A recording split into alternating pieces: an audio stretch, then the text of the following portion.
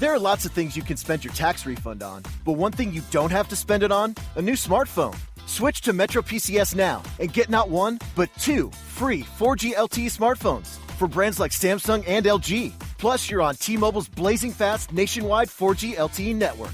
Hurry! Switch to Metro PCS and get 2 free smartphones after instant rebate. One heck of a deal, only at Metro PCS. Limited time offer. Sales tax not included in phone price. Coverage and services not available everywhere. See store for details and terms and conditions. Blog Talk Radio.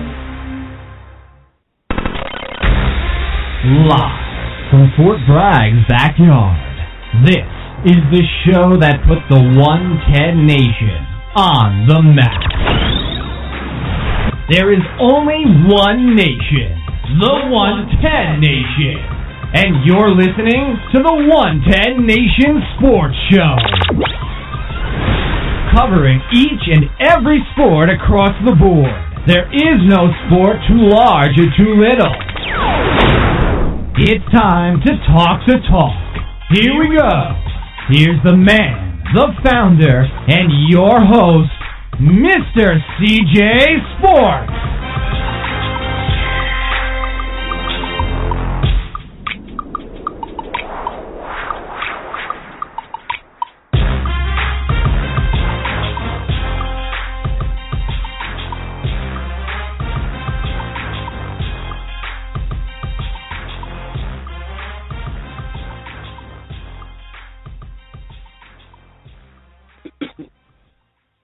I want to welcome everybody to the 110 Nation Sports Show. I'm your host, Mr. DJ Sports. You can follow me at DJ Sports 1. You can follow the 110 Nation at 110 Nation.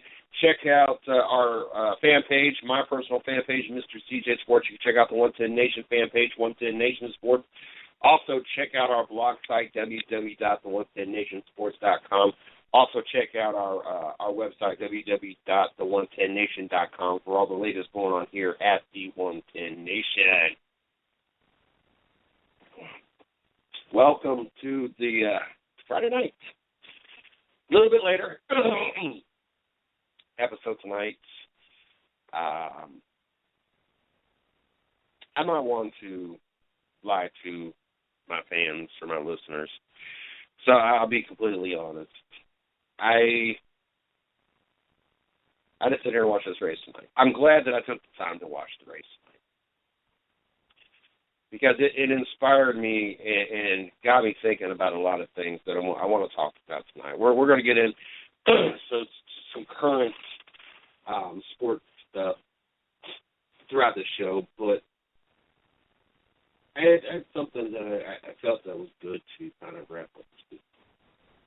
And so I was glad I took the opportunity. It got closer to 9, and here we are, the first actual paid points race, however they want to label it. Even though the ARCA Series is part of NASCAR, and they started last week, and it was a paid points race, but okay.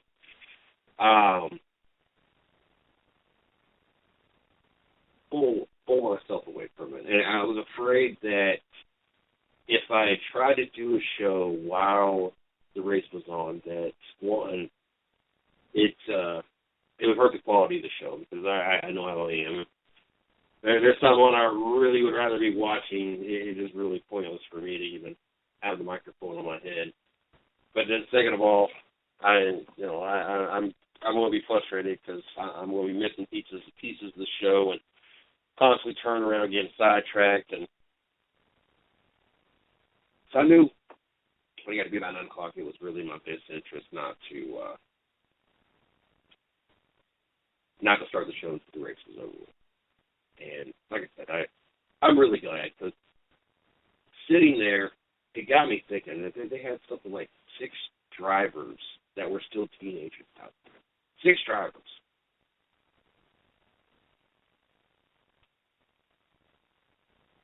And it gets you thinking about all the pressures. And, well, one, it gets you thinking about all the guests that we have had on the show. And all the young guests, more specifically, that we've had on the show. we've had several drivers, just making it into the K&N Pro Series that are, 16, 17, 18 years old.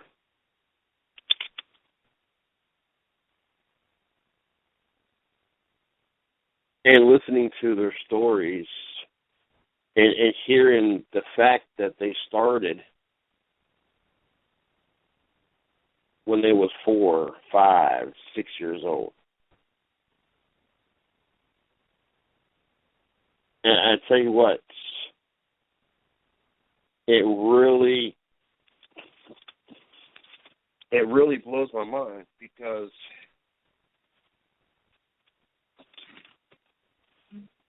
I can remember growing up playing sports. I've always been a very competitive person.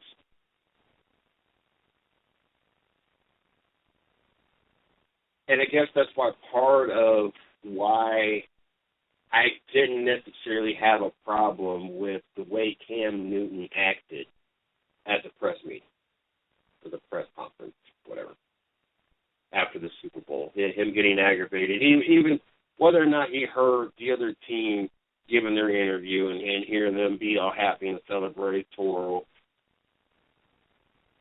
and everything. Even if none of that's true, which I believe I've heard video footage of him be able to hear. But let's just say, for conversation's sake here, that even if he didn't hear that, you just lost the biggest game of the year. Of course you're not going to be in a good mood. Of course you're not going to want to be sitting there. And of course you're going to want to be short with it. You're ready to kind of, I don't want to say pout, that sounds negative, but you're going to go pout. Like, you're upset. I don't care who you are. I don't care. Oh, no, I wouldn't do.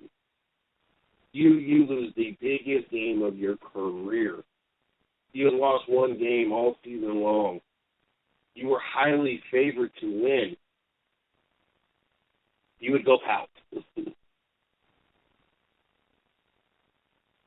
I was that kind of competitive person growing up.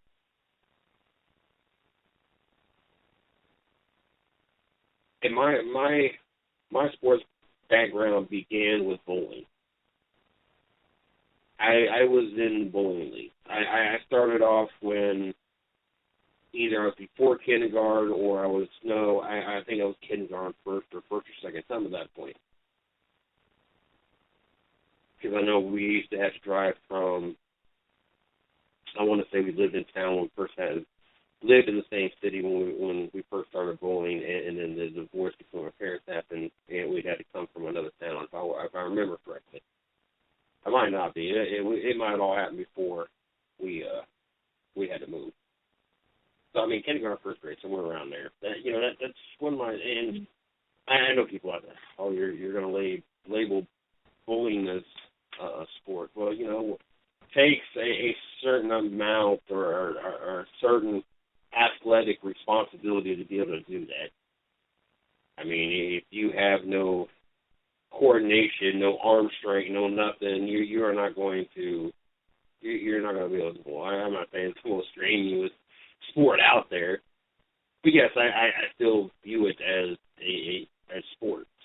If you're just doing it for leisure, then no, it's maybe more of a game or I don't know, a hobby. But if you're in a professional tour, then yes, it's a sport. It's competitive. It's actual physical. It's not like the spelling bee or poker. You got to have there's no physical demand to do either one of them, and there's no competitiveness in either one of them. You just sit there. There's no athletic anything about either one of those two sports. And cards, the poker, that's just strictly a luck of the draw is all that is. But I still label bowling as a sport. And we played on a 4 against 4 tournament early. And it taught me a lot.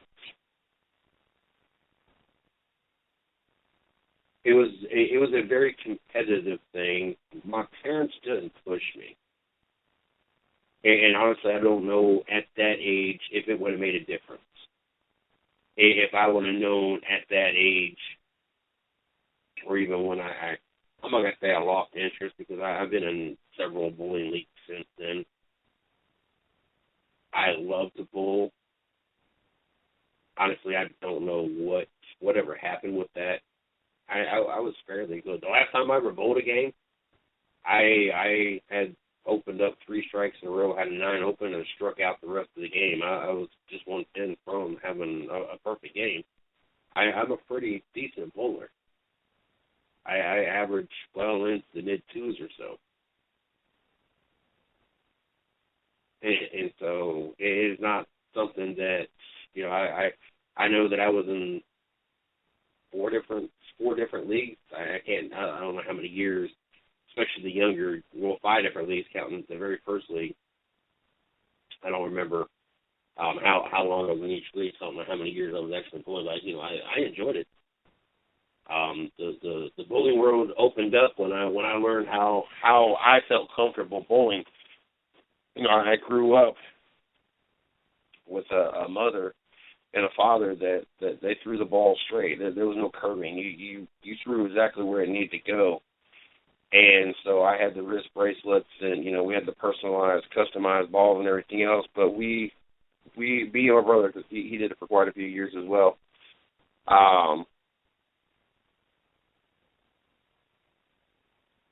we were taught not to spin the ball. We were taught to keep our hands straight.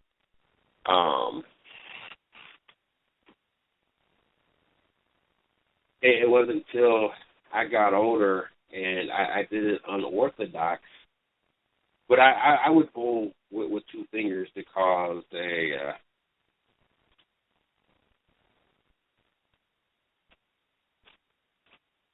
I would use 2 fingers to spin the ball. And that's how I did it. And I became really good at it. I would pretty much palm the bowling ball. But at a young age, I was taught to constantly try to better myself when it came to sports. Try to fix the bad habits. Try to improve on what I did in the prior game. And unfortunately, there was some parents out there that they took it really extreme. And as a kid, you don't understand. When you're a kid and you're seeing someone else parent get on your friend or your teammate or the opponent, it just seems like, God, that's a mean parent. I feel bad for Bobby, or I feel for Timothy. I mean, he still got 9 pins down, or we're still winning, or whatever the case may be. And, you know, as I grew up, I got into T-ball. And fortunately for me, all the sports that I participated in, I managed to do very well. I was already nowhere near like the kind of build I am now. When I was in prime condition, about a year and a half ago at this point, maybe a year, I was 250, 40-inch waist, bench press at 460 pounds. Now, I didn't have that build. I've kind of lost a little bit of that build now. I've cut 10 pounds over the last few weeks, and I'm working on getting my physique back and get back to where I was at. But I still was one of the larger-sized kids. Not real muscular, not a fat kid, because I played multi-sports. Then I got into T-ball, then I got into Pee Wee football.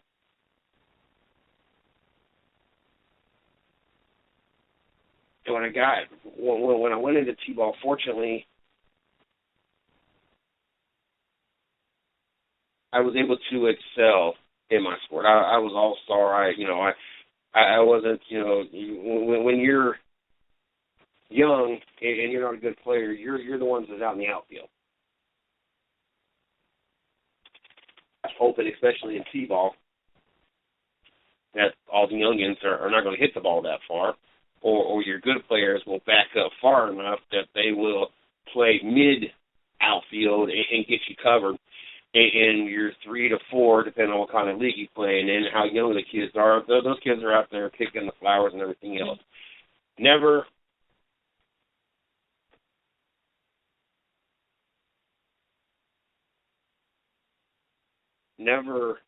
was I one of those players out there. And fortunately for me, it all came natural. I had friends that, they worked hard, and they did everything that they were supposed to do, and they just weren't gifted or they just weren't able to pick it up. And then you had some parents that you honestly felt bad for the kid. He would have a bad game, and he would be called over to his parents, and while we're in the dugouts, and you could see the, so-and-so's face get red. And I understand, if you have a talented kid, to help try to keep them focused, but, some of these kids, they honestly do not have any business being out there on the field at all.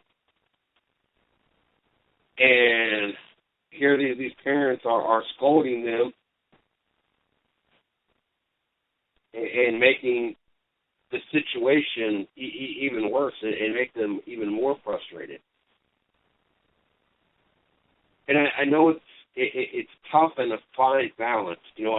I have a daughter. She didn't compete in any sports. Sports was just not her thing. And for anybody who's listening to me talk on a regular basis, you know that all the kids I helped raise, I would be willing to put money down on the fact that 9 out of 10 times, if they run from one end of the house to the other end, they're going to trip, fall, or run into something. That's just a given. So sports was really never something that's been pushed on any of the kids I've helped raise. They just close these out. And obviously, they all get it from their mothers. Just fortunately, between bowling, baseball, football, and bench press competitions, I've been very, very coordinated, very gifted. I'm not going to say gifted, but I've been successful. I got my trophies, and back then we didn't have participation trophies. I have a whole book full of articles when I was running back in football.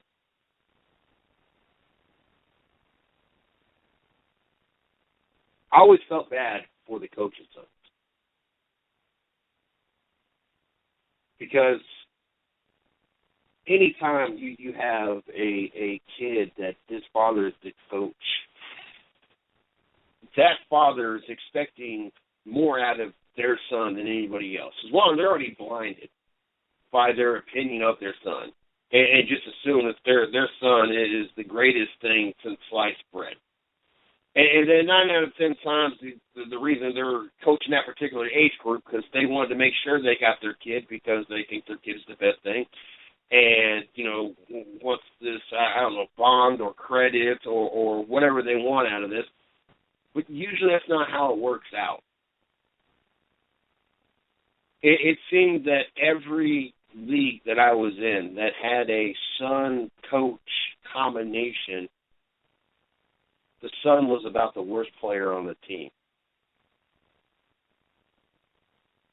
And unfortunately, for most of the kids out there, it makes it a very uncomfortable situation. I can remember my first year in the youth league when it came to football. I played peewee, and the age and the weight was just, I went from being one of the bigger kids, or at least,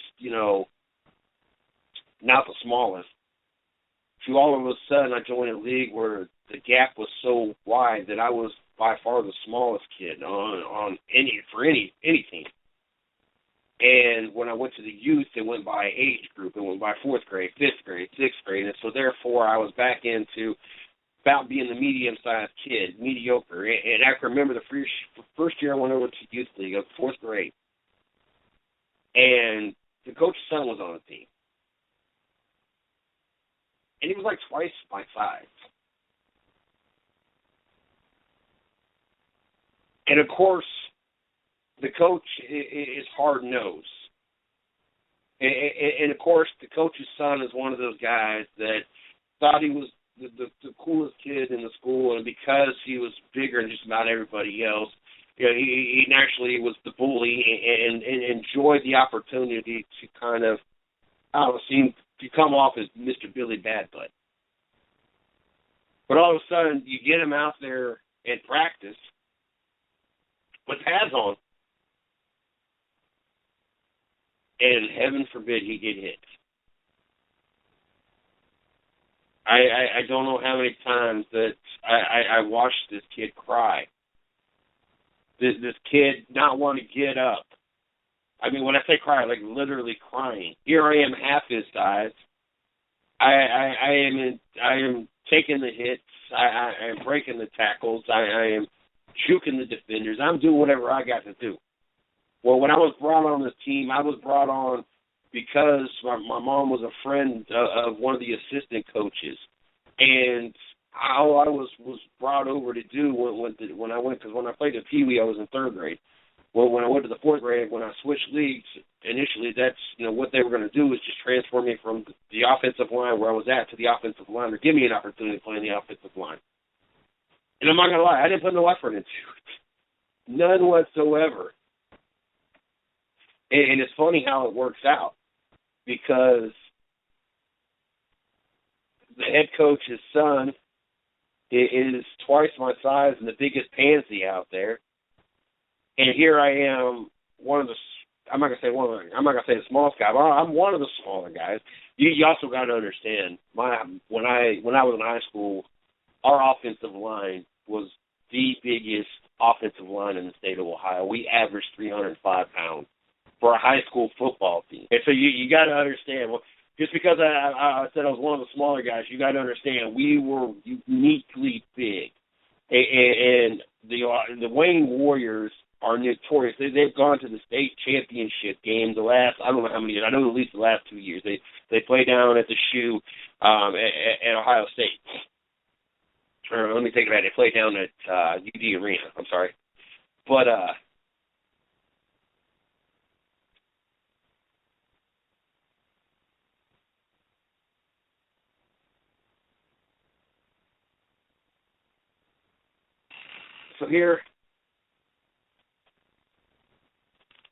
So here, I am putting absolutely no effort in. And of course, now I'm starting to finally feel the pressure for the first time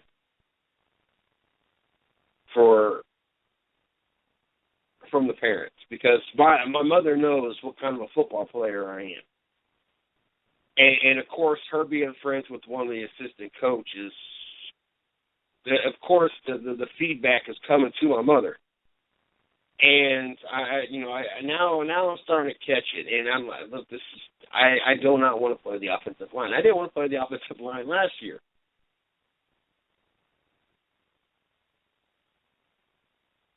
And I don't know at what point that whole initial switch started to happen, and I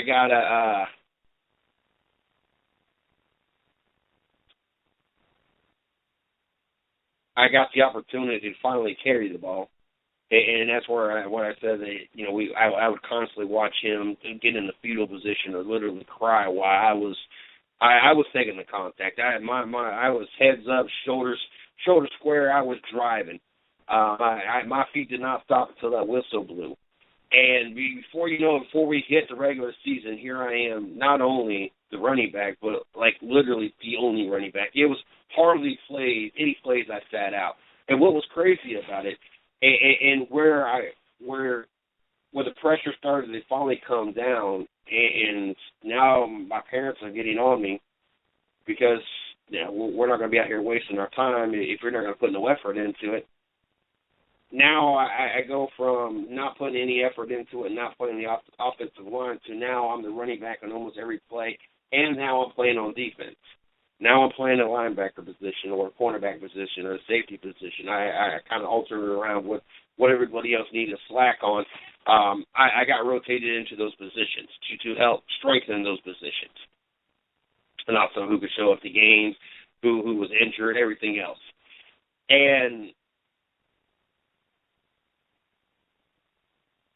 it was a fun time. To be out there 2 or 3 days a week, I think we was out there Monday, Wednesday, Friday, I want to say. And then, of course, Saturday games. But I look forward to it. At no point did I ever dread it. And that's what's been cool about having these different guests come on the show that we've had come on. Your Hannah Newhouses, your Allie Kearns, your Mason Mitchells, your Gus Dean, your Chris Powells, your Colin Cobbriggs, your Enrique Bacas, your Jay Juniors. I mean, we can go Sarah Cornett. We can go through names after names of athletes that we've had on the show.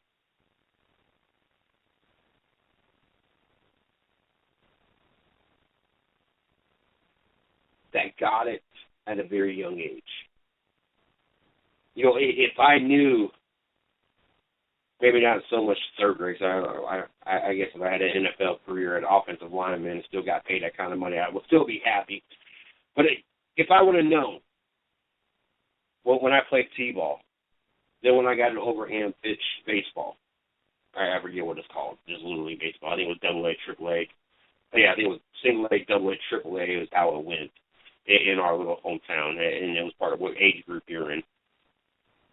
If I would have known when I was bowling, if I would have known when I was playing football, would I've had the opportunity, and this is what amazes me when we have these guests on, especially these young kids. And that's kind of why I wanted to, why I got sucked into the race tonight, when we had 6 drivers that were teenagers.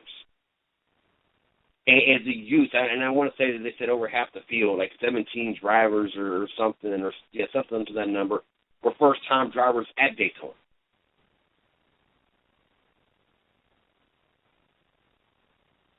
And it's kind of why, in the direction I wanted to go. And like I said, we're going to talk some sports here and there, and some more current stuff.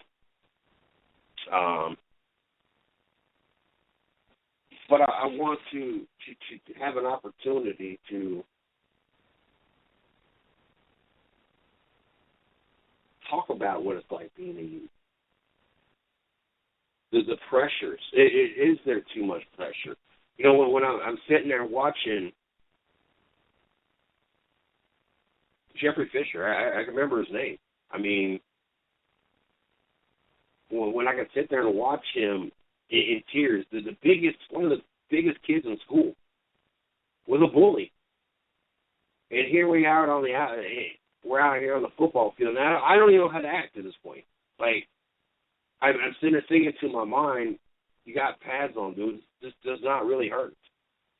Like, in my whole professional career of every sport that I've ever played, to include bench pressing competition, I never once get an injury while I was playing in the league. The only 2 times that I've ever got hurt, I got my head busted open. I had to get stitches on one of my good friend's chins. I hit his chin. What's amazing is there's power boxes, brick houses, trees, and everything is out there that we played around when we was playing basically jungle football, whatever you want to call it. And the only other time was I fractured my pinky playing kickball out on the playground, and I was safety patrol, and my belt had fell down around my legs, and I couldn't move, and I was still trying to make the catch, and ended up fracturing my finger and ended up pushing it back. Only 2 times, and it was never during league play.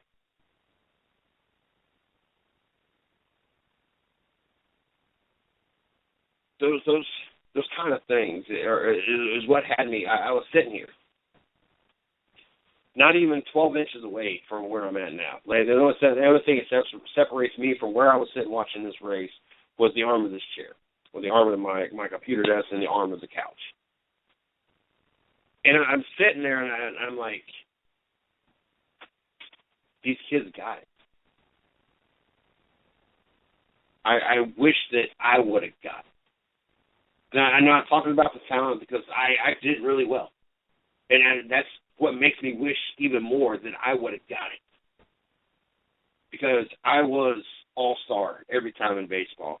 I was selected for the all-star team for the football. I chose to decline every time. By the time I played year-round ball between baseball and football, I did not want to play for the what they did. You know, our city was so big in our youth league. We had a white team and a white team and a red team. In both years, I happened to just be the white team for some reason. It's just the way it worked out.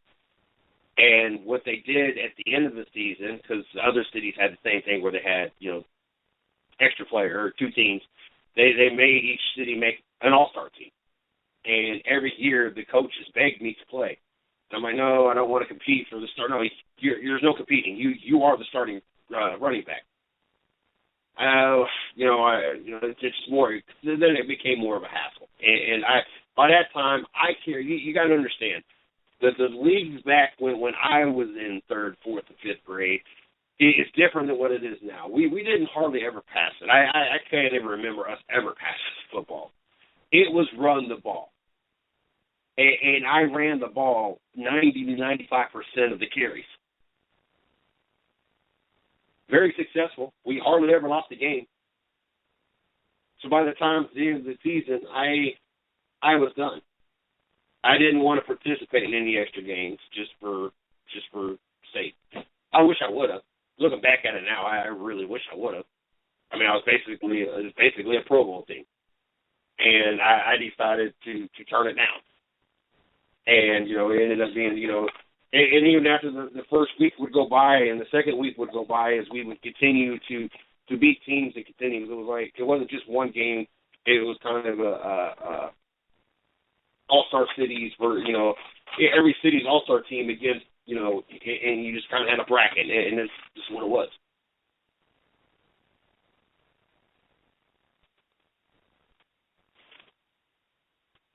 I wish I would have got it.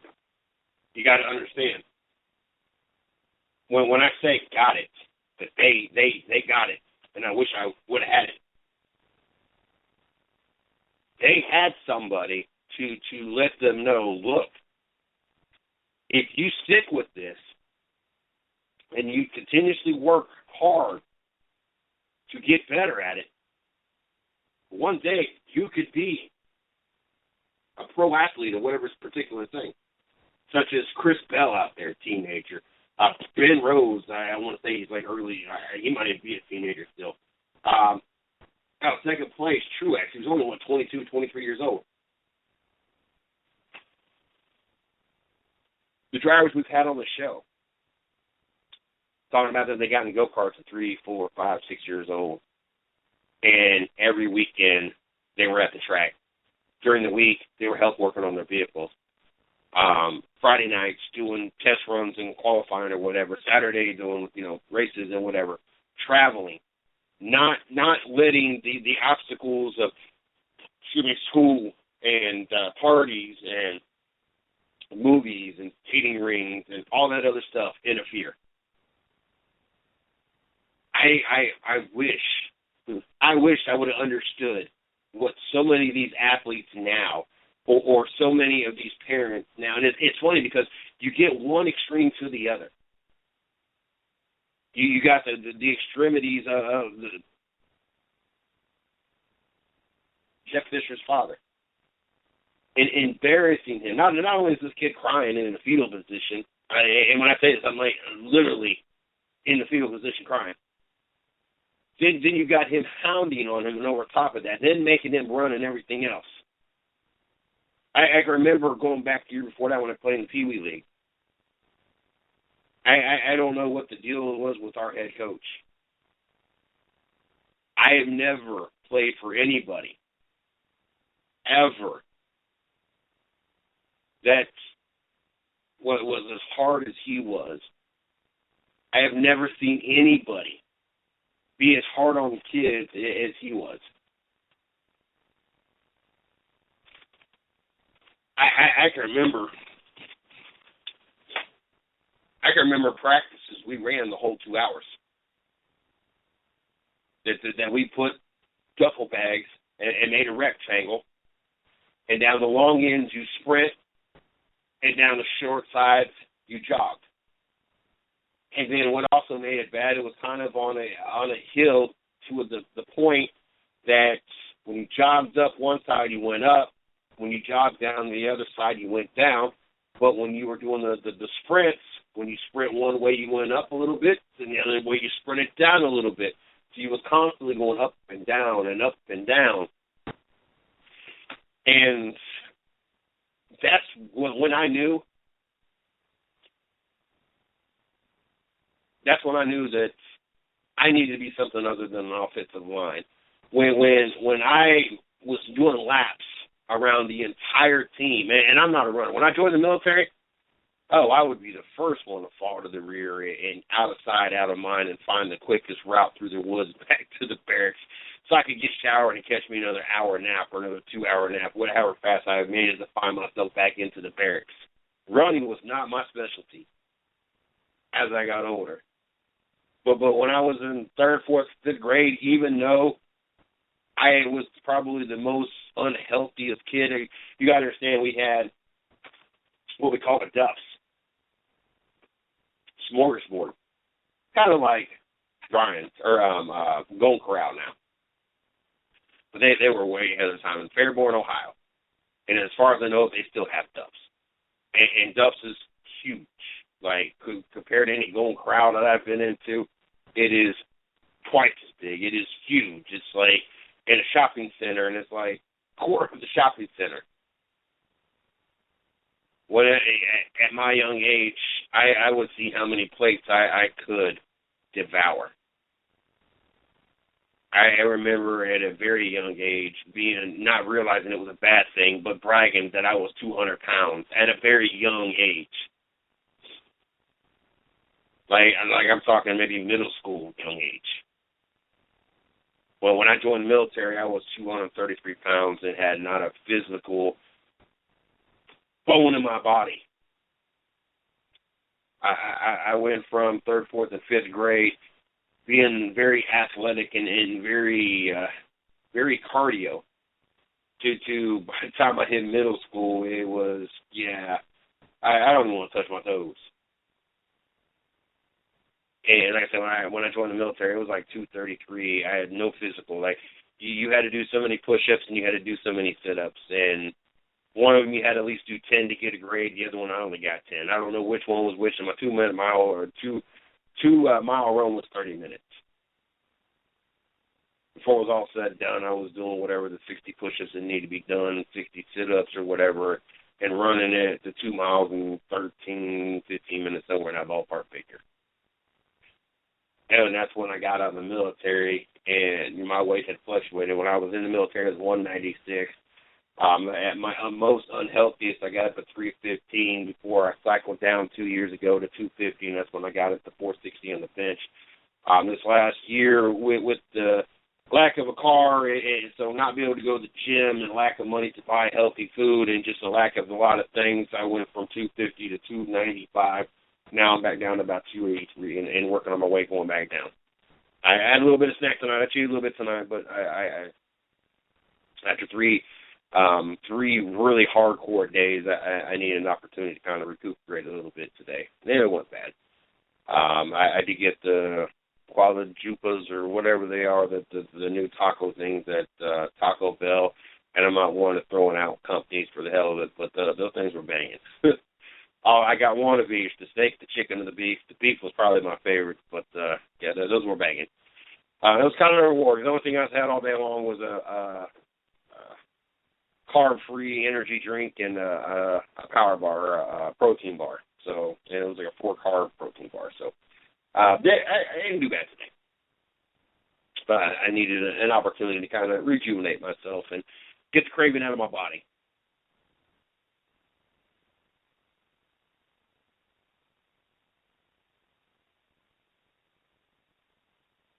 I had an opportunity to coach and to be an assistant coach.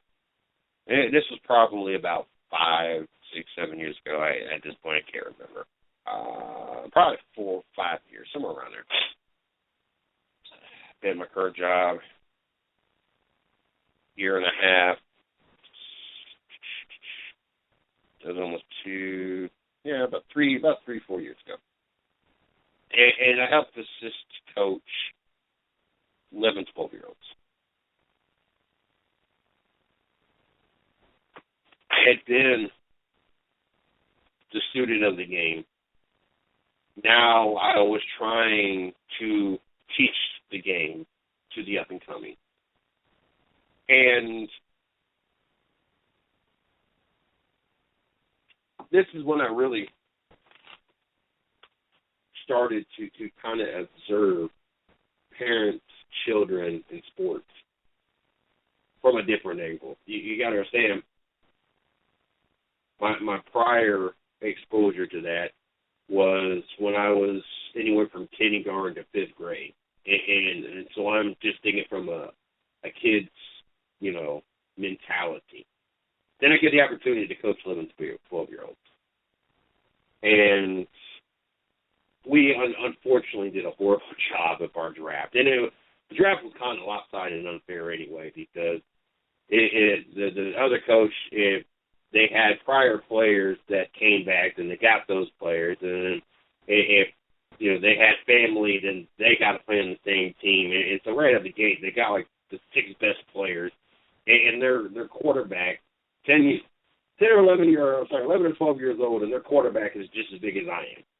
And we don't have nobody anywhere close to that. We have all our kids are regular 11, 12-year-olds. This one is the size of me, and here I am, 260 or 70 pounds, 6 foot tall, and their quarterback's got the same build as I do. If you can imagine how that went and how successful their season went versus how successful our season went. There was a lot of things I got to learn being a coach.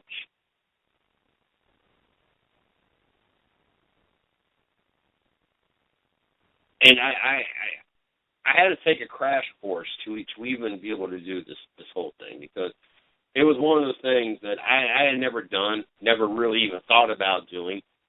Then once the season was partway in or halfway in, I finally realized what I was supposed to be teaching them, what I needed to know, and I could already see the changes that need to be made, but I couldn't tell the head coach who brought me on that he was the change that needed to be made.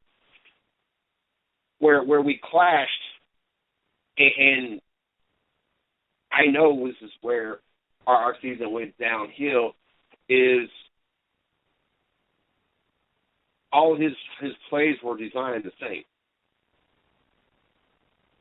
In other words, if it was a pass play, the only thing the offensive line knew was it was just a pass play and going to pass protection.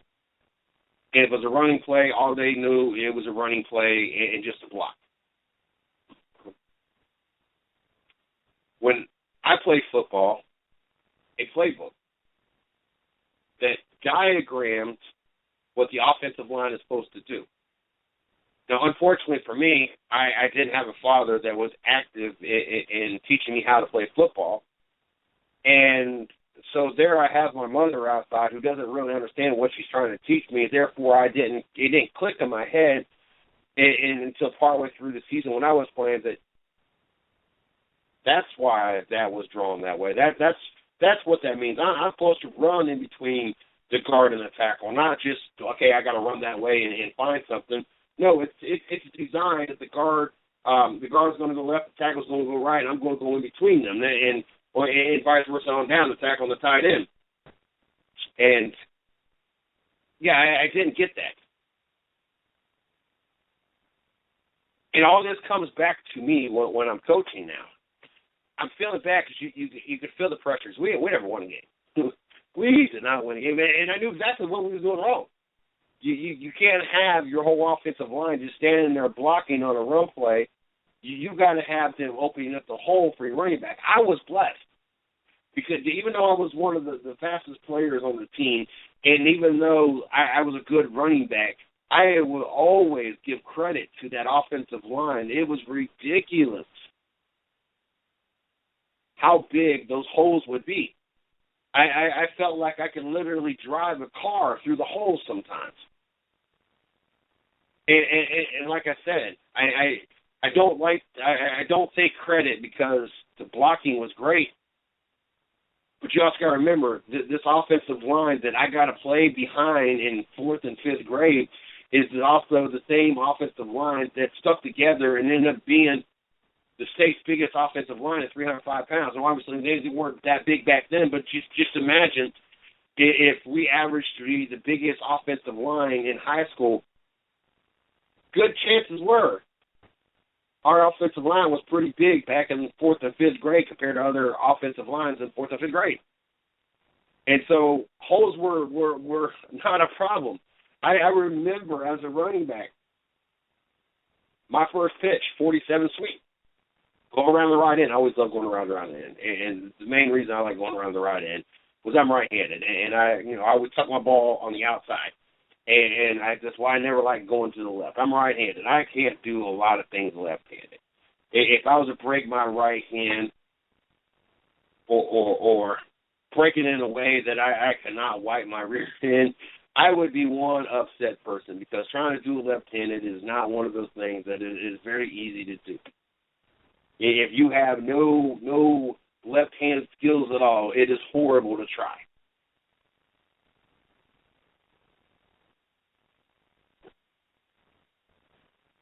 And when I took that pitch around the end, the offensive line, it was a bad block.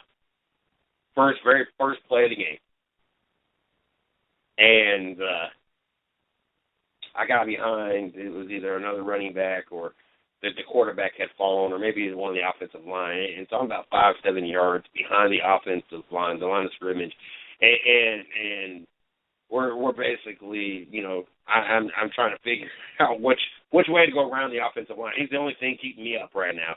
Is the defenders are waiting for me to come from behind him on the ground, and eventually they get me. And then I'll go back to the huddle. I'm like, if that is ever bust up again, can I go the other way? No, you can do whatever. And, from then forward, I understood, and then it made more sense when I went back after that first game and looked at the playbook. Oh, this is what was supposed to happen. This is what okay. And unfortunately, when I coached, he didn't do that. And I tried to talk to him about it, and I knew from experience what it was like for me as a running back when my offensive line, knew how to open a hole for me, and I knew where the hole was at. It made a whole lot, so much more sense. But we had one player that did excel, and it was unfortunate because you had basically Cam Newton of the league. He was a little bit bigger than the rest of the kids, but not the biggest. He was a strong kid, a little bit taller, and was gifted in the fact that he could throw the ball and he also could run the ball. And unfortunately, a couple games into the season, he suffered a concussion, and we was pretty much done with him for the rest of the season. But I got an opportunity because there was a lot of pressure on him. And his mother laid a lot of pressure. The coach laid a lot of pressure because the whole game plan was revolved around him. That was the only game that we were even close to winning was the game, the first actual game that he was back there as the quarterback. And every play pretty much went through him. It was fake handoff, options that he would keep, quarterback. It was all Wildcat stuff. And, of course, with the offense doing good, the defense plays better. It was a close game, and then the next game he gets hurt. But he put it all out there with the pressure coming from all sides.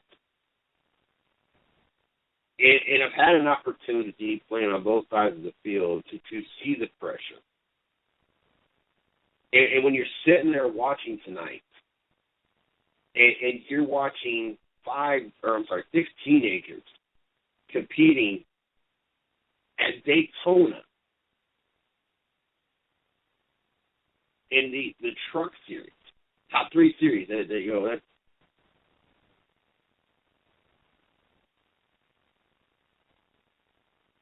competing in the truck series. It makes you wonder sometimes. Which way is the right way? Is those parents that stay on top of their kids, that push them,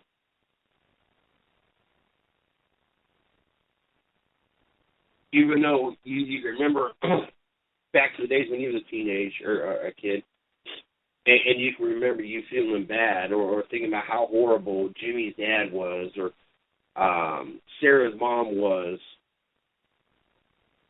and how it made you feel if you was scolded in front of your other teammates.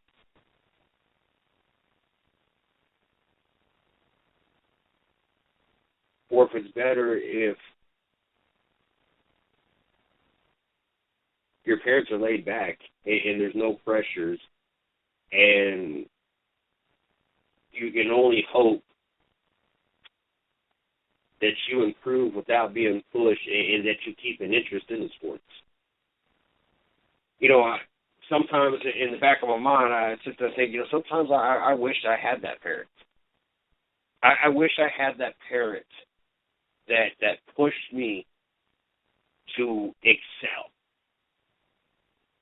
As competitive as a person as I am. There's times even here at the 110 Nation, I wish that I had some kind of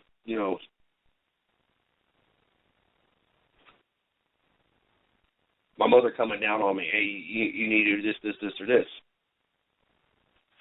I mean, the way I somewhat get something like that with Ms. Lee, but we see a lot of kids that they crack under the pressure. They are miserable. They have parents that it is 24/7. You can watch it in these shows all the time. Hey, you can watch it in these daggone beauty pageants and everything. It is beyond ridiculous. And when it comes to the youth and it comes to the future of these sports, what is the right way to do this? What is the most effective way to do this? I mean, I know one side of me has seen, these shows and seen these parents and see how over the top they can be and how damaging it can be to the children. But the other side of me wishes that I would have had that. As talented as sports as that I was, bowling league, we was very successful. I had one of the highest averages every single year. We were one of the top 3 teams every single year. Baseball, all-star, top team in our division every single year. Football, hardly ever lost a game. I was in pretty much every single newspaper, offensively, defensively, chosen for their, quote, kind of a Pro Bowl selection for each of the cities. Bench press competition, finished first and third in my weight class. I have always done very well at what I've done, and I've always been very competitive. We can even take this, and we talk about numbers all the time here at the 110 Nation. Even to the 110 Nation, I competitively, I have notebooks. I have five Cambridge calendars that I notate everything from who was to come on the show, what shows, there was what caused if we didn't have a show, if there was any kind of interruptions, what it was, how long people have been on the show, how many people listen to the shows. I have calendars on top of calendars with that information. Then I have notebooks on top of notebooks on the platforms I can get stats from. How many is listening and how many is live, how many's gone back, On some platforms, I can tell what city they're from in our top so many cities. With the blog site, I can go in there and see how many people and what the average time of it is. And I want to thank everybody from the bottom of my heart that has been going over to the site, over to www.the110nationsports.com, our blog site. It is slowly but surely gaining ground. It's been up and down, and it was one of those things that this is not what I was supposed to be doing. I had a certain number in my head that I wanted to accomplish on a night-to-night basis on the radio show, and once we hit that number, then I was going to focus. Now it's kind of a catch-22 because we technically exceeded those numbers because we're on other networks. But I wanted the certain numbers on the networks I could track, and so even though we know that we're well where we're at, there's only 3 platforms that I actually account for when I'm tracking my numbers every month. And so my goal was not until then that we were going to open the blog site. Well, I had a couple people come to the 110 Nation, said that they wanted to write for us. So I was like, all right, we got a couple writers. I don't want to keep putting it off. That way we can go ahead and get, the staff working. I don't have to worry about the site so much because we got a couple people working for us and writing articles. And so that's what I was preventing because I didn't want to have to be the one to do all the articles and do all the work over there. And so we started the blog site up, and then, of course, I ended up being the only one left to doing this. But I got to thank everybody going over there. I'm not going to say that we're gaining. We're definitely getting more readers every single day, week, month. But we've had much better months. And you just said that you're gaining. Well, we had great months, and when we had the writers and we had a lot of material coming out, and then we went so long without articles. We went weeks, if not months, before we had other pieces, published. And so we lost all the following that we had. And so we've been regaining, and every month it's been going up. But the quality and the quality of the work's been getting better. But we appreciate, and I don't want to sound like I'm unappreciative of some of our readers. I appreciate everybody who goes over there. But we have some readers that are more quality of readers than others. And what I mean by that is, as we were rebuilding, our average time of people coming over was low. And our bounce rate was high. And what I mean by bounce rate is if you go over there and only look at one thing and leave, then my bounce rate is high. We want a very low. We want a 0 to 20% bounce rate. And that means that when people come, then they stay. And they go around the site and look at other articles and that that's something we look at. And then our new visitors versus our returning visitors. We want to keep it in the lower percentage on that because on the new visitors, we want returning visitors. We want to know that, we want new visitors. And what that does is that we keep our new visitors under 50%. We keep our new visitors. We want returning visitors. It means if our new visitors are down to like 25%, that means we're still gaining 25% people, but that means everybody else keeps coming back because they enjoyed what they got. But I'm a very competitive person. Needless to say, that is kind of where I'm getting at. But let me finish my point real quick while I was even saying that.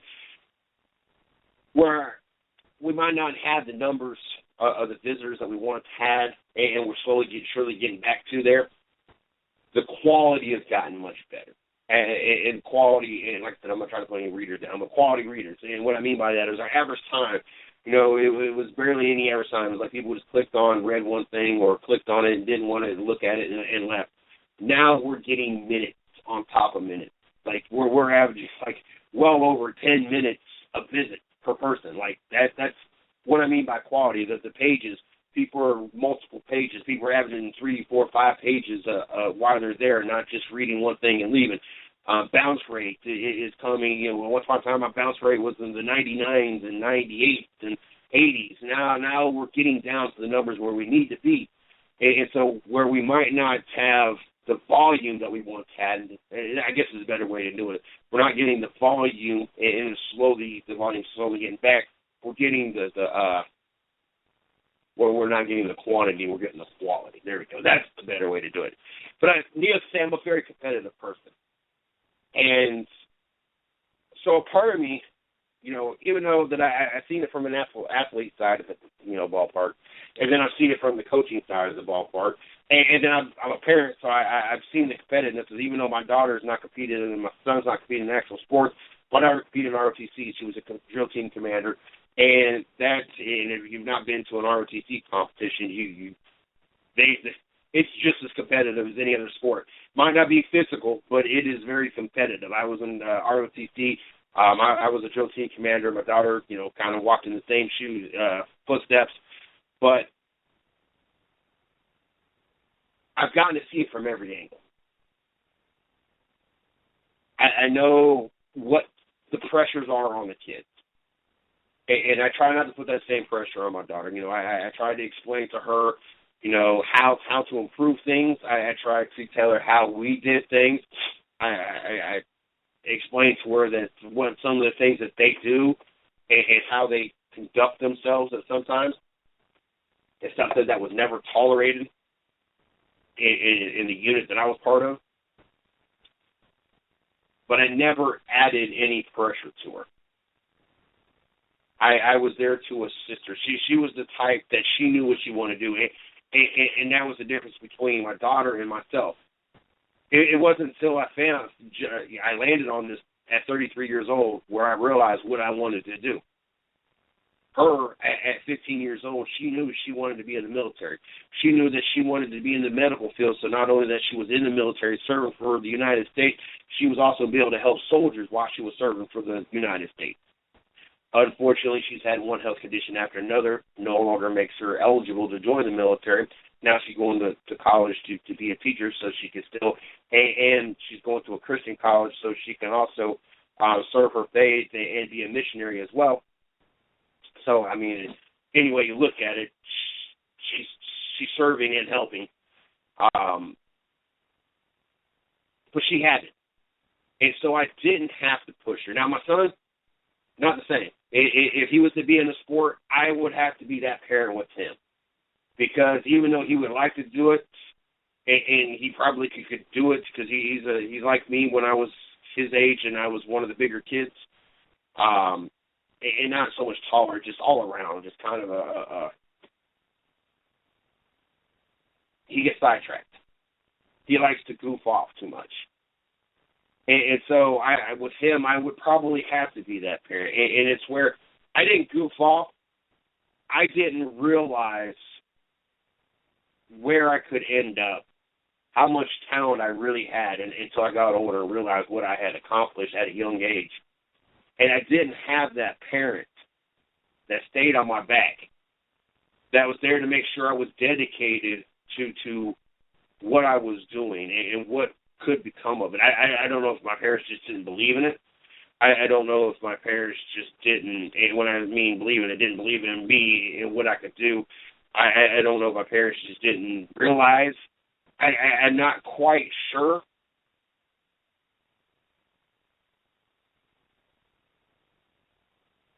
But I do know that I've seen it from all angles. And where the media and people are quick to criticize parents because how they treat their kids and what they expect out of their kids and how hard they drive their kids.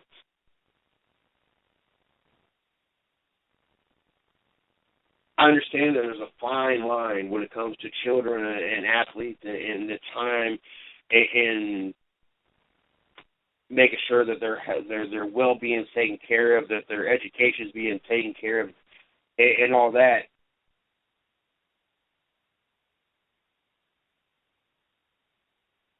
Now, I'm not talking about the gifted kids.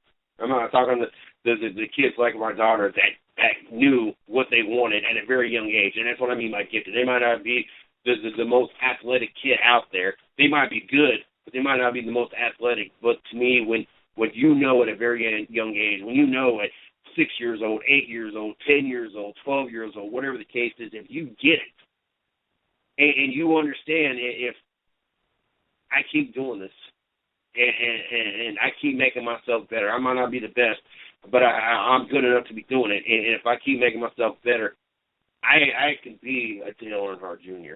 I can be a Barry Sanders. I could be a Dan Marino, Michael Jordan, Wayne Gretzky, whatever the case may be. Not everybody gets that. You got to figure. I was in some kind of sport or competition for 7, 8 years of my life, over a third of my life, almost a fourth of my life. Almost a fifth.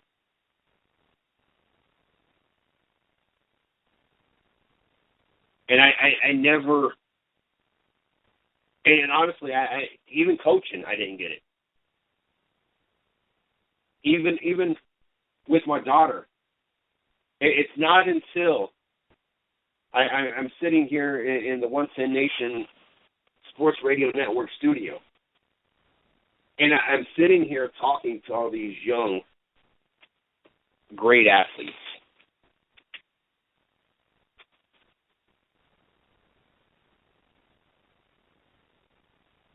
Your Dylan Martins, your Sarah Cornett-Sheens, your Jeremy Eaton, Coney Connor, Tyler Sustek, Natalie Decker, your Hannah Newhouse, your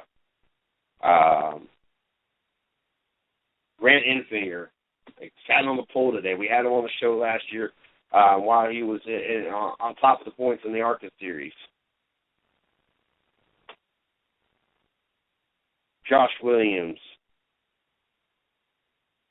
David Levine, Cato Lyons, Brian Ryan Luza, Harley Holden, Travis Bird, Steven Shesper, Noah Gregston, Eric Saunders, Paralyzed, Waist Down, Allie Kern, Jay Jr., Amber Balkin, Brayton Hawes, Martin Sweats, Colin Hassler, Chris Carrington, Chicago Paswis, Dallas Mazingo, Michael Deskin, Tiana Berkeley. I can go on and on with guests that knew at a young age, and more than likely had those parents that stayed on them. Might have not been to the extreme. I mean, what is the line? It is, certain hours of nights, certain physical. All I know is while I'm sitting here watching the race tonight, the Truck Series race, and seeing the fact that there's 6 teenagers in this particular sport's biggest race of the year. 43 participants come out to try to be a part of this race tonight. Only 32 man field or driver field. 11 people didn't even get the opportunity. All I know is if I would have been pushed, or my parents would have been like some of those parents, I probably would have gone down a whole different route than I went.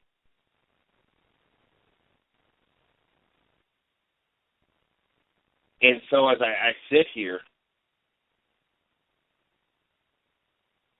and reminisce of the days of bowling and t-ball and football and all the hours I put into the gym to participate, to get these trophies that sit by me every show that I do. I mean, no matter where my office has always been, I have these trophies sitting right here.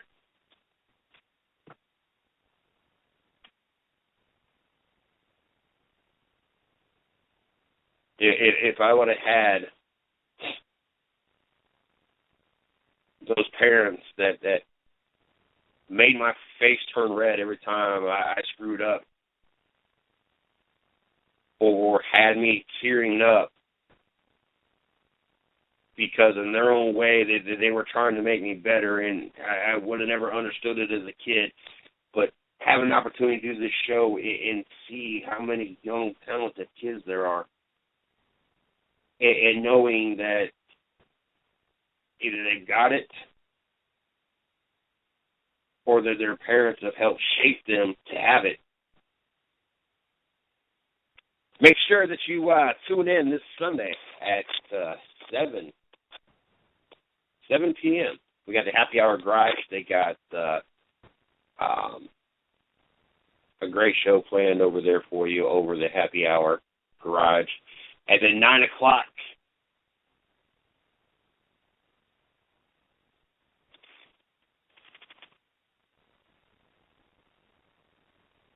at 9 o'clock, we got the Dirt Talk Hour, and they have a very, very packed show planned for you guys on Sunday night. Make sure you guys check that out.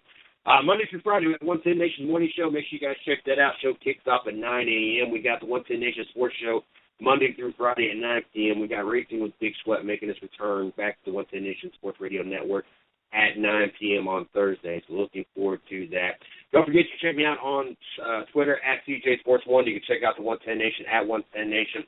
Check out my personal fan page, Mr. CJ Sports. You can check out the 110 Nation fan page, 110 Nation Sports. Also, check out our blog site, www.the110nation.com. Or, I'm sorry, the110nationsports.com. And then check out our blog site, our company site over at www.the110nation.com. For all the latest going on here at the 110 Nation.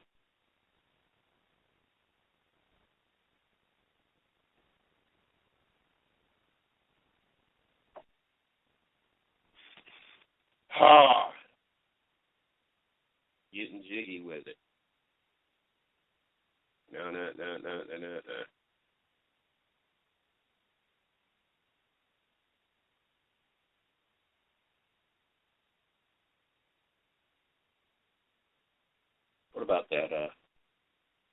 What about that women's team?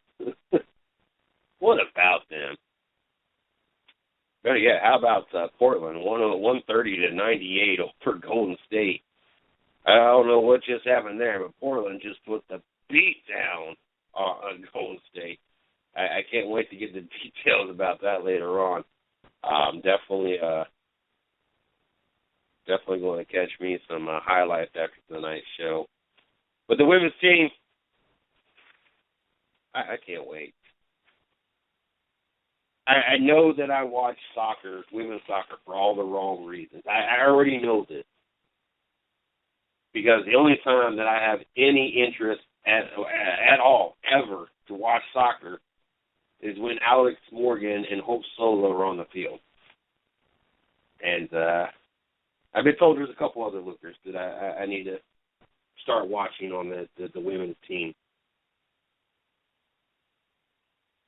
Not only is it easy on the eyes to watch this young, talented group of soccer players, but also it's really easy when they are really good. The United States Women's National Team is going to the Rio Olympics. This isn't exactly a shock that the women's team has played in every Olympic game since 1996, but Friday's 5-0 win over Trinidad and Tobago clinched the berth and now gives the United States a chance to win 4 consecutive gold medals in 5 out of the last 6 Summer Olympics. The U.S. joins Canada as the CONCACAF, the CONCACAF, representatives for the 12-team tournament at the Rio de Janeiro Games. The two teams will meet Sunday in the final of this conference Women's Olympic Qualifying Championship at Houston's BBVA Compass Stadium. The game is essentially meaningless, but it will be the best competition either team has faced during this tournament. Also, the tense rivalry between these two countries should make this contest interesting.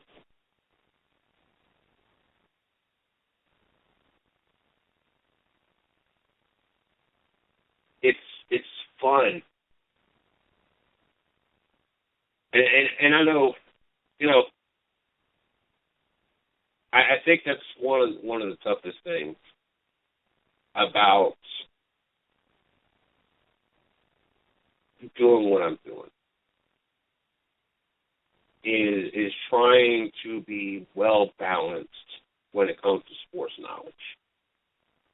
There's some sports that I could sit here and watch all day. I could sit here. I promise you.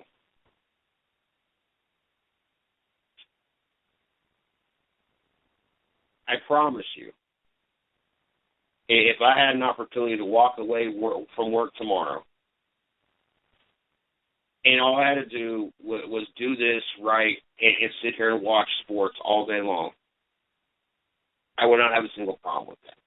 I could sit here and watch nonstop NASCAR all day long. I could sit here and watch nonstop NFL all day long. I could sit here and watch nonstop NCAA football, basketball, or I can watch the NBA all day long without a problem. But when we get our studio, that's the way it's going to be. The building, our base, it will be divided up in sections, and I'm going to have a section that is going to be for my NBA writers, and it's going to have two or three big screens with nothing but NBA stuff going on. The same thing for the hockey section. Same thing for the. I already know what the 110 Nation Sports Radio building is going to look like. Now, I can sit here now. When we start talking about NHL, I can watch it, but I can't sit here all day and watch it. Talking about soccer, women's soccer, yes, I can watch Alex Morgan and Hope Solo and ladies all day long. Any other team, I really have no interest in sitting here. Golf, no, I have no interest. Now it's Happy Gilmore.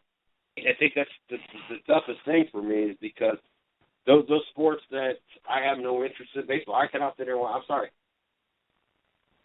A regular season game now, if it was nothing but playoffs all day long, I'd probably sit and watch playoffs. But to watch one game, if it's live, I could be there. But just sit there and watch the game knowing it's just one of 162 games and the lack of action most of the game, I'm not saying it's not, the whole game's not full of action, but let's be honest. You know, the pitcher's having a really good day. There's not too much action going on. And then you got to wait until they finally hit the ball, even if he's having a bad day. They're just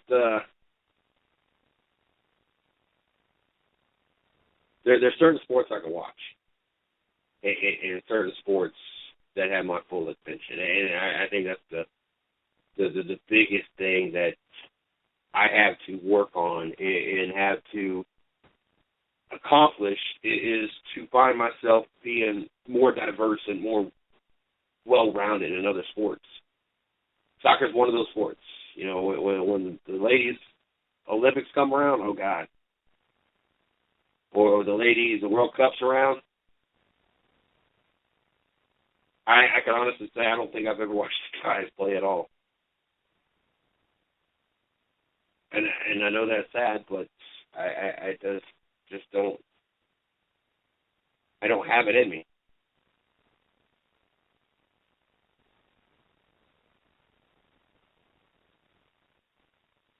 I think tennis is another one. I just don't think I'll ever have it in me.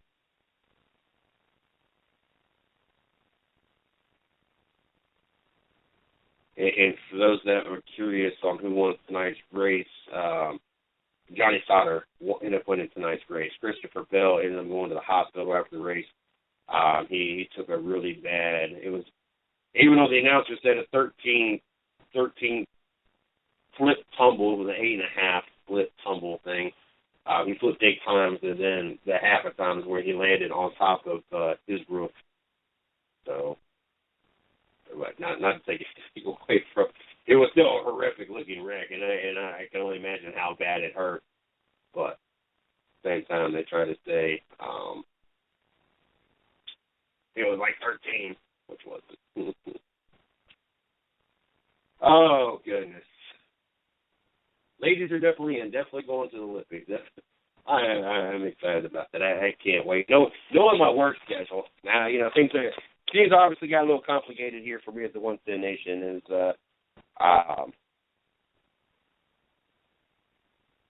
the Shorty and I situation are no longer what it was, and so my income, the income in the house is the same, and actually she's about to. I got her a job that's going to be a better paying job, but my end of it is going to be significantly less than what it once was, because we've divided our bank accounts and divided the bills and everything else. So now I got to budget myself to take care of everything, to include the 1 Ten Nation, all by myself.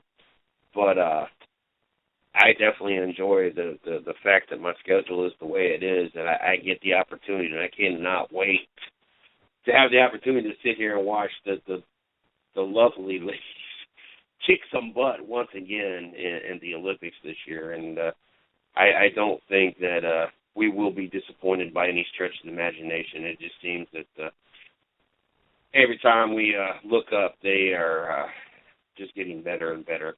Got some interesting games tonight in the NBA. I think Lakers keeping it close. At home at the Staples Center, the San Antonio Spurs are up 93-84 over the LA Lakers.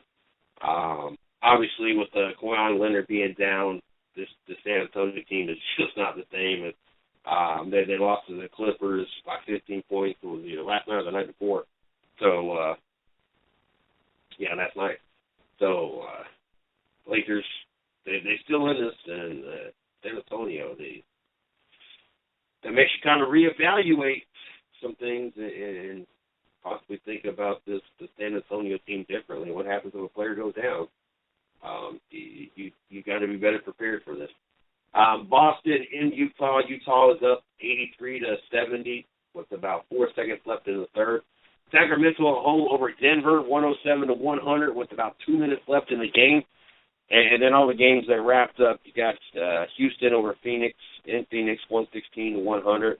Golden State loses in Portland, 137-105, a 32-point beatdown. I was rather surprised with that. Charlotte in Milwaukee. Charlotte ends up winning 98-95. Indiana in Oklahoma, 101-98. Miami traveling into Atlanta, 115-111. New Orleans at home over Philadelphia, 121-114. Memphis at home over Minnesota, 109-104. Chicago at home over Toronto, 116-106. Kind of surprising, especially with the fact that they just lost to Cleveland in the fashion they lost to Cleveland, and they turned around and was able to beat Toronto, which has been a very hot team this year. Brooklyn at home over New York, 109-98. Orlando in overtime at home over Dallas, 110-104. Washington at home over Detroit, 98-86. NASCAR creates new penalty system for behavioral offenses. Behavioral offenses. NASCAR has beefed up its punishment system and will define specific behavioral offenses with predetermined. God, I'm just jacking words up tonight. With predetermined penalties. The new system will serve as a personal conduct code for members in all 3 national NASCAR series. Unveiled 2 days before the season opening Daytona 500, the guidelines deal with on and off the track infractions. Among the sanctions, NASCAR will punish a competitor who takes premeditated actions against a driver in the chase. There you go. Look at him. Once again, got to bring that whole ordeal back up. Matt Kenseth complained last season about a 2-race suspension for intentionally wrecking Joey Logano during the chase. He said there was no precedent for NASCAR to suspend him for the action. The wide-ranging rule book can serve punishments for infractions ranging from domestic abuse to critical comments directed towards the series. NASCAR will not issue punishments via a class system like it does for technical infractions. What you'll see is an effort by the sanctioning body to improve the level of transparency, said Jim Cassidy, Senior Vice President of Racing Operations. NASCAR said it had worked over the last year to come up with a disciplinary plan, and the new system was not tied to one event. But there was an outcry last season when Kenseth was punished for retaliating against Logano at Martinsville for a previous series of slights in the chase. The deliberate wrecking of Logano drew a 2-race suspension from NASCAR. Kenseth said he would have handled the payback differently had he known he'd draw such an unprecedented penalty. We don't want perception that anything does as you see fit. Cassidy said, "We are so far from that today as a sport. It's a good thing for us. It's a good thing for our competitors and everyone involved and the fans to understand what's happening. The new rule ban immediately removing another competitor from championship contention is a dangerous manner when not racing for position based on the valuable evidence and specific circumstances of the incident." NASCAR offered a slate of potential penalties for a Martinsville type repeat that included a loss of 50 to 100 driver owner points, $150 to $200,000 fine, a 2-race suspension, indefinite suspension for termination. Attempting to manipulate the outcome of a race of championship, such like Michael Waltrip Racing tried in 2013, could result in a loss of 25 to 50 championship points, $50 to $100,000 fine, a 1-race suspension, indefinite suspension, or termination. There are fines that range up to $50,000 for disparaging the sport or NASCAR's leadership and verbal abuse of NASCAR officials or media members. NASCAR could issue indefinite suspensions or termination for public statements that disparage a person's race, color, or sexual orientation. NASCAR said it would like to see an indication of genuine remorse or attempt to work things out with the other party in a civil manner. Kevin Harvick was not penalized last season when he pushed Jimmy Johnson in the motorhome lot last season in the Chase opener at Chicagoland. All penalties can be appealed.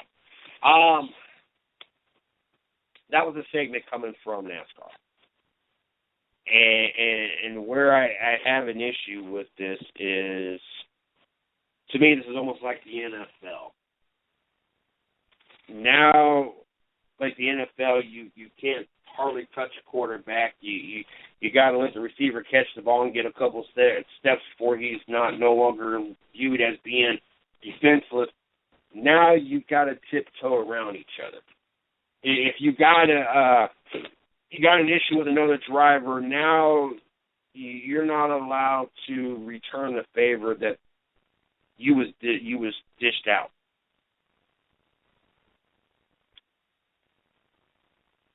I like the boys be boys, to an extent.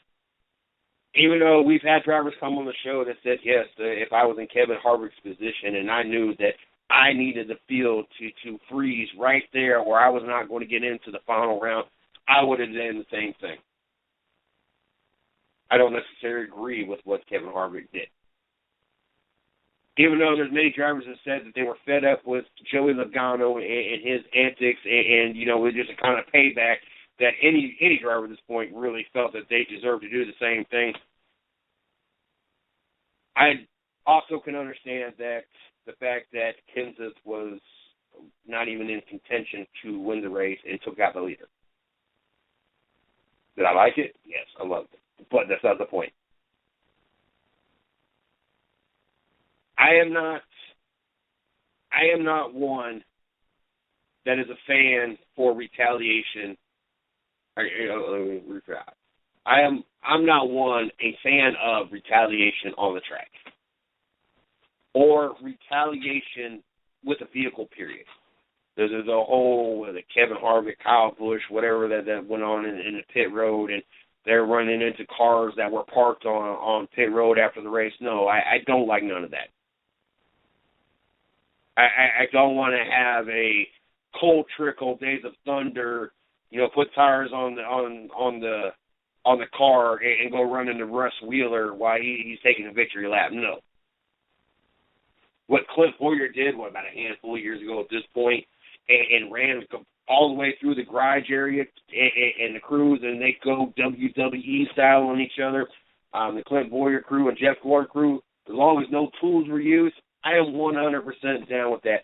2 chases ago, when we saw those fights in between the haulers, Brad Keselowski, Kevin Harvick, Matt Kenseth, all that stuff, 100% down with it. That's what, when when NASCAR in the first Daytona 500 back in 1979, the first televised Daytona 500, and it ended with a fist fight, or at least an attempt of a fist fight, in turn 3 and 4. When this forked, and the reason everybody started tuning in was because of that. I don't want them eliminated from the sport. It is not for every sport. No, we can't have 2 football teams fighting. First of all, now you got 53 players versus 53 players. Plus, in NASCAR, you really only got one opportunity, and that's really after a race, unless both of you are eliminated, and then whenever you have in the race, but that doesn't interfere with everybody else. Like I said, not every sport does this work for. NASCAR, this is what the sport was partially put NASCAR on the map. As long, and that's the only part I don't like about this rule in this statement is the fact that it's eliminating its purposes for on the field, on and off the track infractions. And I'm sorry, but yes, I have an issue with it. Because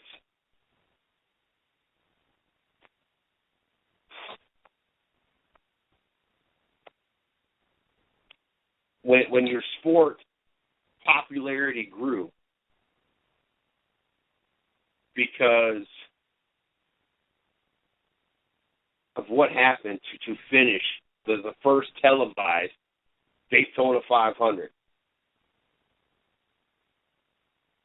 How do you yank that from a possibility of it happening? When this chase in the contender round becomes a success because of the intensity and what happens down in the garage area, and then you've already got the Daytona 500 selling out this year because of how last year's intensity finished. You can't police everybody. Like I said, as long as there's no actual weapons used, and it is good old boys just being good old boys and being men about it, and it goes fist for fist, and you come and wreck, and I intentionally wreck you, and you come and you punch me in the face, I probably deserved it. All right. I'll remember that next time if you do the same to me, but that's it. Because I could do away with some of the on the track stuff, and I understand NASCAR. That's all safety. But trying your hardest to eliminate something that the fans are thriving, they are begging the opportunity to be able to see. The old Michael Waltrip thing that happened back in 2013, I have an issue with that. I have had an issue for a very long time with what happened to Michael Waltrip Racing. Because what happened to Michael Waltrip Racing, 2 things. One, it is something that happens with every team. But 2, more specifically,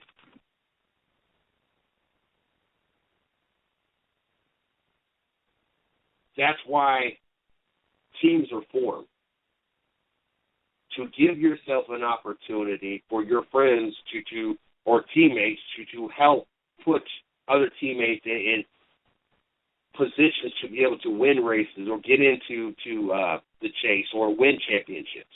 Yes, Michael Waltrip Racing shouldn't have said it over the air and should have had a better code system. And then pitting whenever they wanted to pit. Okay, if that advantaged them or that driver or a teammate on it, because they pitted whatever and it screwed somebody out of a chase opportunity, so what?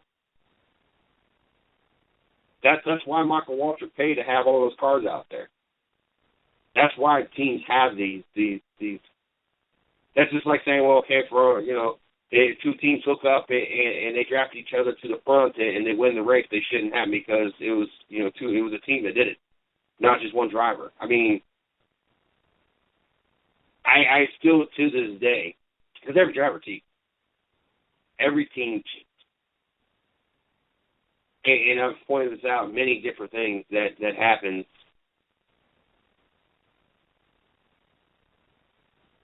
That are examples of teams cheating every single race, every single team. Of course, most people just assume it's Jimmie Johnson and that's it. They don't realize there's always at least a handful of cars that does not get through inspection the first time around. And Jimmie Johnson's never been one to, I'm not saying never, but I would say it's probably been one or two times since Jimmie Johnson's been in the car. The car's not passed the post-race inspection. He's been docked points or docked his position or whatever. I don't even know if it's even been a race or two. Everybody makes it seem like Jimmie Johnson is the only driver that ever fails post or pre-qualifying, post-qualifying, or pre-race inspection. It don't matter. If you ain't trying to push it to the edge, you're not winning a championship. There's a reason why Jimmie Johnson's got 6 championships. The only inspection that matters is that post-race inspection. At the end of the day, that's all that really matters. He passes those. And that's all that matters. Everybody overlooks the fact that there's a good, at least 5 drivers a race that got to go through inspection twice. Every team cheats. Every team tries to push that envelope. That's just the facts of life. So to see NASCAR make an example out of Michael Waltrip Racing, which essentially cost them a sponsorship, which then lost them Martin Truex Jr., which then eventually things just started to domino effect, and now the fact that we don't have a Michael Waltrip Racing anymore.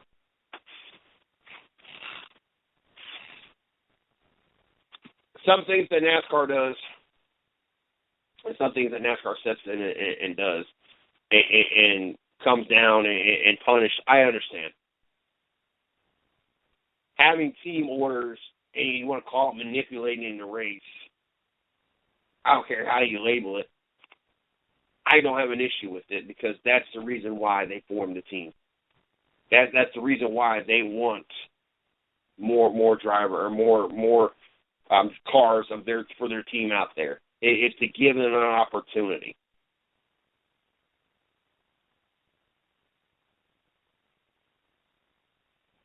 There's been examples of many times that, especially back in the day, when you didn't have the lucky dog and you had to beat the leader back to the start-finish line, or you would go a lap down, and how teammates would slow down and let their fellow teammates get past them, especially if they were like the last car, the first car a lap down, and they were right there by the leader, and it wasn't going to affect them losing the lead.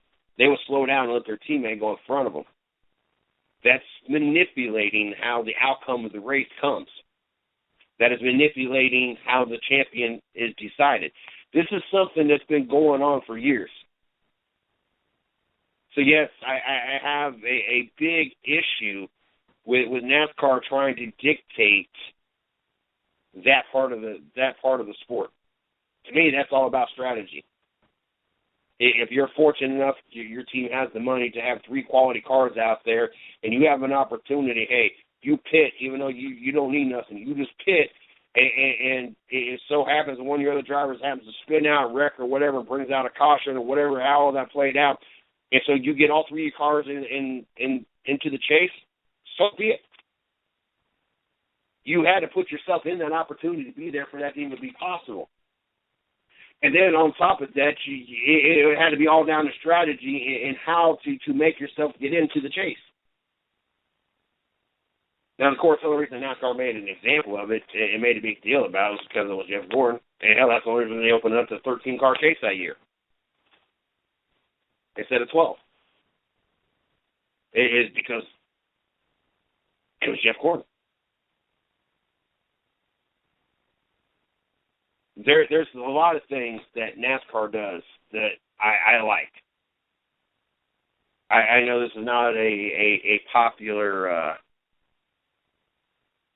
I'm not going to say it's not popular, but I know the old NASCAR fans, this is not something that they're going to like too much. I like the chase. Not only do I like the chase, I like the contender rounds. I like the upgrade to it.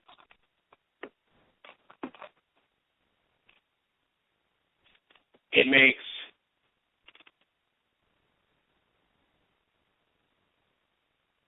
races of the year, the intensity, the friction, everything about the excitement. It makes it all better. 36 races, isn't it? And people don't understand this. It's not like the NFL 16 games. 36 races. You still got fans out there that want, and I see it all the time. Back in my day, when they have a Dale Senior picture and it has, had been mimmed up or whatever, talking about, in my day, we won championships. We didn't win chases. Yeah, in your day, also, you could have a champion crowned in 34 to 36 races, and it'd be pointless to watch the last two or even show up to the last two races. This guarantees us that we will at least have a four-dog race in the last race of the season. Fan of it or not, at least that builds excitement. Doesn't mean that there's maybe, if we're lucky, have one contender in the last race. And it doesn't mean if we're even luckier, we get two-car race. We're guaranteed a four-car race for the championship in the last race of the season. How can fans not appreciate that or like that better? There's a lot of things that NASCAR does. I know that COT was, people just didn't like that. I'm not saying that the COT was a good car. I'm not saying that I like the COT. But if NASCAR wasn't willing to make those changes to work on improving the car, we wouldn't end up with the Gen 6. So there's a lot of things that NASCAR does do that they catch a lot of hell for. And once fans, get used to it, when what they've been complaining about for the last so many years, when NASCAR makes a change to it, then they're upset that we're changing what they've spent the last 4 or 5 years complaining about. I guarantee you give this contender around another 2-3 years without any tweaking to it, and we continue to have the same excitement we've had the last 2 years. Does not slow down. It only gets better and better. I guarantee, even though that they still want to complain about it and complain about it the last 2 years, complain the next 2 or 3 years, as soon as NASCAR makes another tweak to it, then they'll go, well, they should have never changed it. Should have left it alone.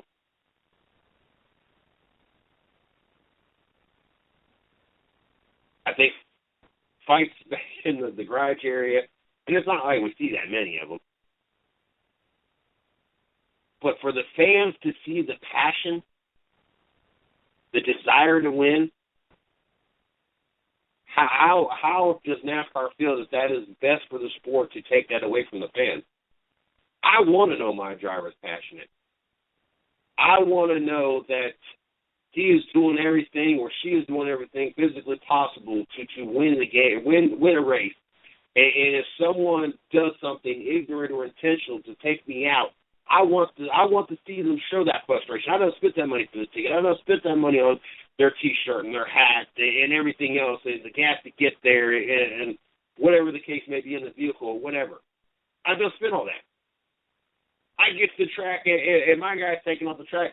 Yes, I don't want to see him retaliate on the racetrack. But when the time comes after, I want to see you push him. I want them to know that you're dissatisfied with what they did on the track. Speak my mind for me. Just like I want to know when I'm going to the track that my team is doing everything physically possible to get all their drivers into a chase, or get all their drivers in the top 5, or get a 1, 2, 3 finish, whatever the case may be. I want to know this. like I said, I understand some of the rules that NASCAR makes, and it's all great for the sport, some of the changes. But these two changes right here, for their focus to be off the track, I don't like that, because what NASCAR was kind of built off of, and the whole Michael Waltrip incident. When you got so many teams, like another thing that they screwed up was the fact that they made their business public over the radio. If they would have just had their own way of doing things under code, and these situations started to be things that, and I guarantee you they've already gone to code words at this point. Every team has, in case this ever gets brought up again or situation. But that's the only thing that makes their situation what it is. Like I said, I have no issue with it. Yes, to me it was even sweeter because it was Jeff Gordon that got eliminated out of it. That should have been in it, shouldn't have been in it, and they added an extra driver to put him in it. But I don't have a problem with it. I want to know that my team is all in. If my team ain't all in, I'm upset.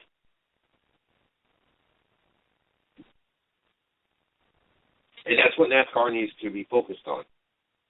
NASCAR, just like I talked about the other night, probably last night, NASCAR needs to come up with their own survey as well to find out exactly what the fans want.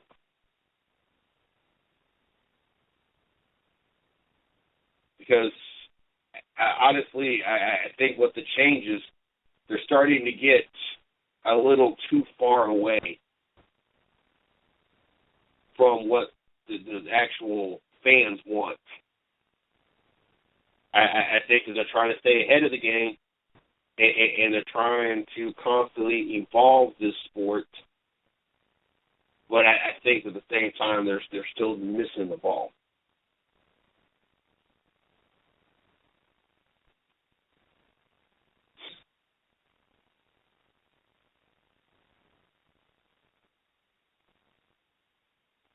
Cowboys' Randy Gregory suspended the first 4 games of 2016. There was a good reason why Randy Gregory fell in the second round of the 2015 NFL Draft. The Dallas Cowboys' talented but troubled defensive end was suspended for 4 games to start the 2016 season. The league announced on Friday his problem with substance were well known and documented at Nebraska and in junior college. And Gregory entered the NFL with a reputation to overcome. He has yet done so. A 4-game suspension was handed down after multiple failed tests, and Gregory is entering his second NFL season now. From Ian Rappaport on Twitter, per at NFL drug policy, Randy Gregory failed 4 tests, first at Combine in the program, then 2-game fine, then 4-game fine, then 4-game suspension. Gregory was taken 60th overall by the Dallas Cowboys near the end of the second round, and he spoke at the draft about wanting to prove people wrong. After testing positive at the NFL scouting combine, the media started to find out what NFL teams knew for a long time. Gregory had an issue that ran deeper than just a positive marijuana test. Hopefully, just the whole ride being in the NFL will be fun enough so I don't have to go down the road and there won't be any anxiety, Gregory said at the time.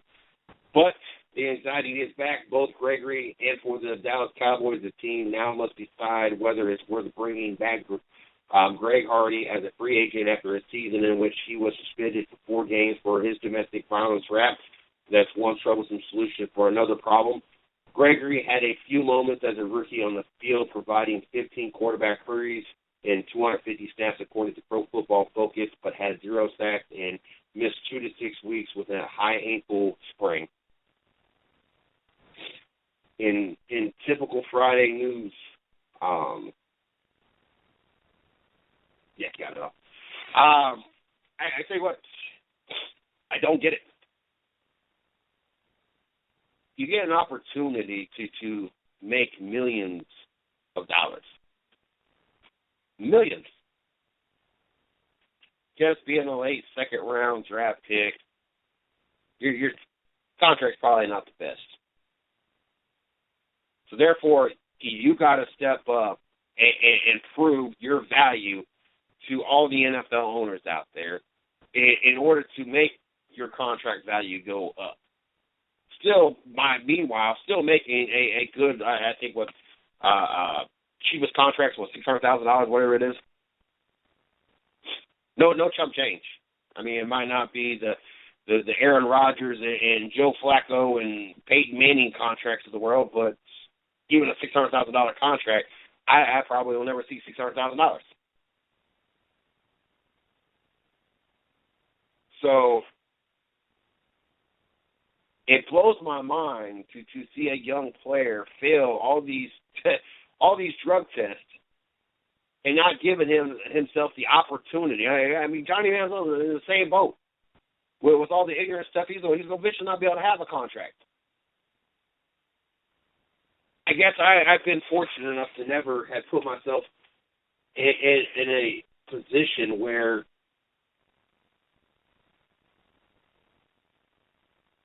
I put anything in my body that could become that addictive that I'd be willing to throw away millions on top of potentially millions of dollars. I have never been addicted to anything in my life. I smoked cigarettes for a few years. I dropped that habit 9 years ago when my son was born. I drink beer in here. Hell, I've had 11 packs. I had broken cases at work, so I had bits and pieces I brought home almost a 12-pack. It's been sitting in there since at least the Super Bowl, the week before the Super Bowl. And I think that I still have 6 or 7 of them.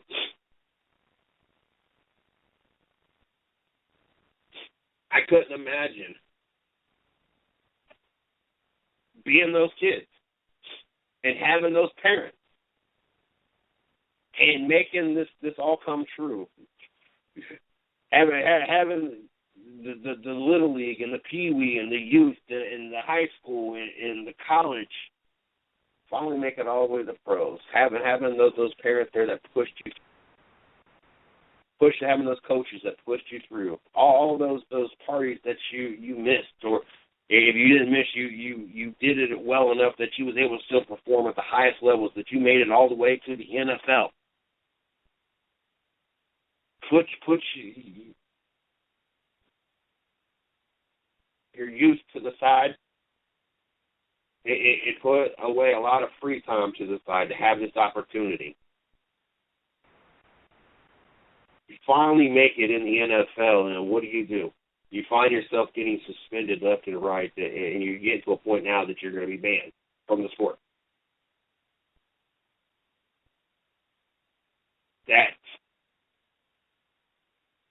That's got to be the most remarkable thing to me.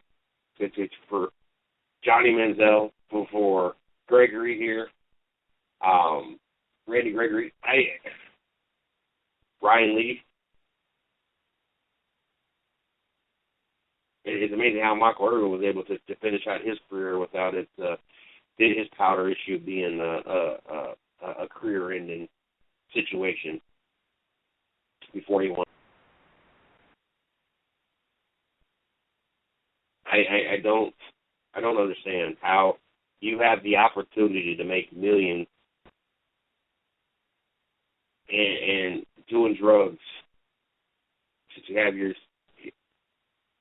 It's not only that you're getting suspended for 4 games. There's a possibility that they're going to even come back. He had a problem in Nebraska. Why would anybody else want to? I mean, this is obviously not just a weekend recreational opportunity. This is obviously an issue. I just don't. The NBA getting back under the road. Getting back underway with a couple games in. I was up watching NBA on TNT last night. I just can't get enough of that. Charles Barkley and Kenny Smith and Shaq was out last night. That whole crew I could sit there and listen to them half the night and be laughing and be entertained with it. It is genuinely entertaining.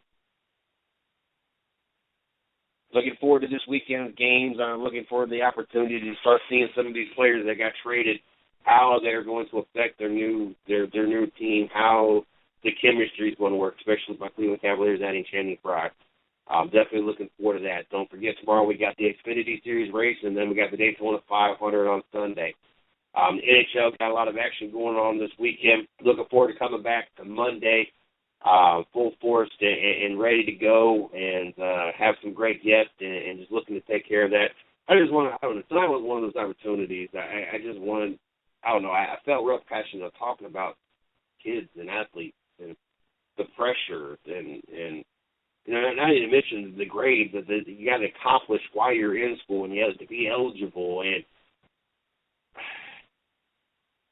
just have an opportunity to watch so many young, talented kids and have so many young, talented adults on the show. It just blows my mind. But Monday, definitely looking forward to being back at it. Looking forward to having the opportunity to recap things. And don't forget, we got Rubbing is racing Monday night at 7 p.m. too, to wrap up this weekend Xfinity, Camping World Truck, and Sprint Cup Series race as well. Tonight was definitely not a night of disappointment, but definitely excited about seeing the next 2 days and looking forward to be able to talk about it Monday night. So don't forget, Monday morning, 9 a.m., we got the 110 Nation Morning Show.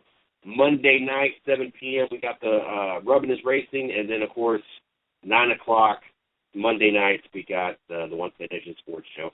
So make sure you guys tune into that. Great weekend. Make sure you guys get all the sports you guys can in, and be back here Monday morning.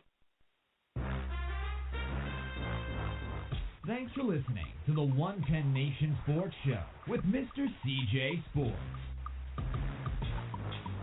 You are a part of the 110 Nation, so be sure to visit the110nation.com for everything related to the show. You can follow CJ on Twitter at 110Nation and on Facebook at 110 Nation Sports. Until next time.